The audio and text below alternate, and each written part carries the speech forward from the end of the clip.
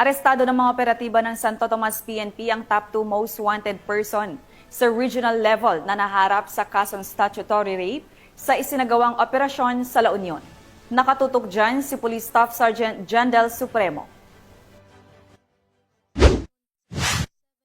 Naaresto ng Santo Tomas PNP ang itinuturing na top 2 most wanted person sa rehiyon nito lamang Oktubre 15, 2025 sa Barangay Patak, Santo Tomas, La Union. Kinilala ang akusado sa alias na Henry, isang magsasaka mula sa Barangay Balaok ng nasabing bayan.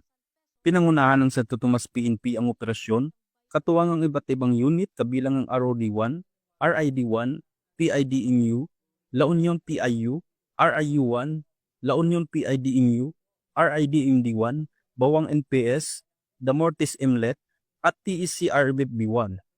Ipinatupad ang warrant of arrest para sa 3 bilang ng statutory rape na walang piyansang inirekomenda at 2 bilang ng acts of lascivious conduct sa ilalim ng Section 5 Paragraph B ng Republic Act 7610 na may inirekomendang piyansang 200,000 pesos bawat bilang.